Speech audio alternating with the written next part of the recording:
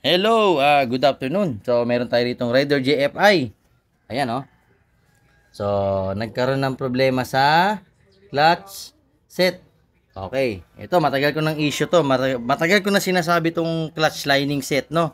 Pagka clutch lining, iwasan po nating magpalit ng aftermarket. So, ito, ano na naman. So, pasensya na, medyo matagal akong hindi nakapag-post ng mga vlog ko. Kasi medyo busy tayo sa bahay at muulan. So, natin yung mga bahay. Ito, pakita ko sa inyo yung sira, no? Ayan, nabuksan ko na po kasi. So, pasensya na, hindi ko na naano. Ang sabi kasi ni sir, ano yung, ano mo sir? Medyo mahina hatak. Pinagawa sa Quezon City, sa QC sir, sa QC, no? Nagpapalit siya ng, ano, kasi mahina nga yung hatak. So, ang ginawa ng mekaniko, ito, rekta na tayo sa problema. Ayan, no? Ang pinalit na lining, pang Rider 150 raw na aftermarket. So, akala ni sir original kasi kinabit. Yan, akala niya okay. Ayan. Nagulat siya. Imbis na masolve yung problema, mas lalong lumala. O, kung titingnan nyo, ito yung aftermarket. O, kukumpara natin ngayon sa original.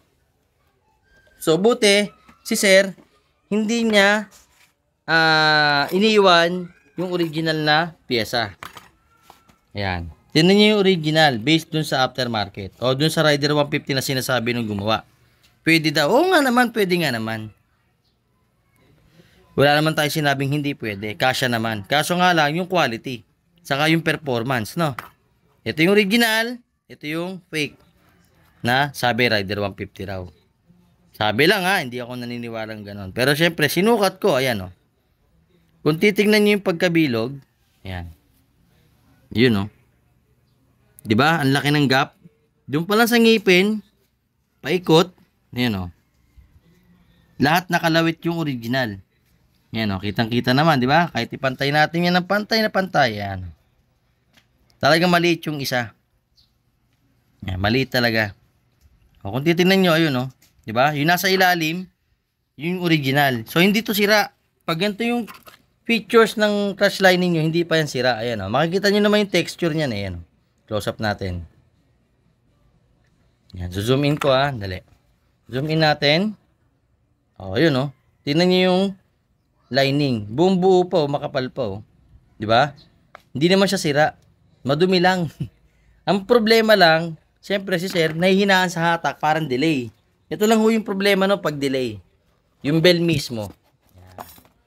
Yan. Pag yung bell is malalim na yung groove, pinapalitan lang po. Bell lang pinapalitan ha.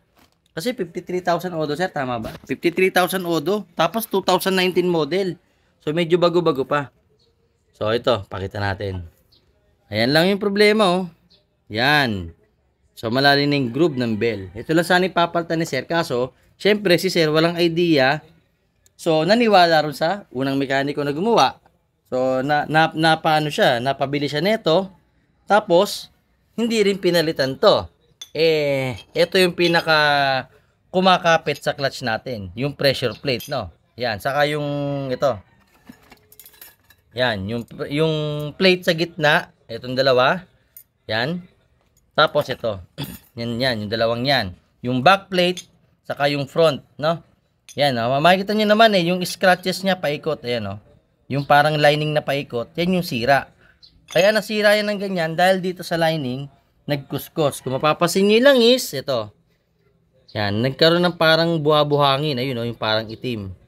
Yan, mapapasin nyo yung parang itim dyan. Ayun, oh. Diba? So, medyo okay pa yung langis. Pero kung makikita nyo na malapitan, ayun, oh, may parang debris. So, yun yung nag-cause ng pagkasira ng motor ni sir. Dito sa hatak. Kaya mahina yung hatak, delay, dahil dito sa piyesang to. So, iwasan po natin maniniwala na ganito yan, pwede yan sir. Oo, wala tayong sinasabing masama dun sa pwede yan. Pero ang tanong, gaano katagal yung epekto? At saka ano pwedeng masira? Mas lalala pa ba yung motor o titino ba? So maging mabusisi tayo sa mga pinagpapagawa natin ng motorsiklo, no? Kasi minsan, ang problema, walang alam yung rider o yung customer sinasamantala. So hindi ko nila lahat, no? Hindi ko minimension. Pero karaniwan, ganon. So, iwasan po natin yung mga ganong shop, no? Hanggat maaari, humanap kayo ng legit dyan sa area nyo kung saan yung matinong gagawa, yung maayos na gagawa. Ito, may mga linisin pa akong piyesa, yan. Linisin ko na lang kasi medyo, yun nga, nagkaroon siya ng oil sludge, yan, oh. Yan, lilinisin ko pa yan.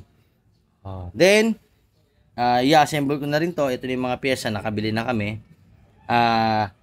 Yun lang yung masishare ko sa inyo sa ngayon kasi kawawa yung mga gantong customer na walang idea. Bigyan nyo ng knowledge, basic lang.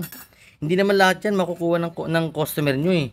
Hindi naman naangkinin yung knowledge nyo. I-share nyo lang yung ibahagin yung basic para magkaroon sila ng kaalaman para mas maalagaan yung motorsiklo. Okay, so yun lang, JGA Humble Works at pasensya na, medyo matagal yung mga vlog ko, no? At abangan nyo lang yung mga new post ko. Meron ako mga ipopost na diagram, bagong ipopost na mga another knowledge para sa inyo, sa mga rider J at sa mga ibang ano ng motor. Abangan nyo lang yan, okay?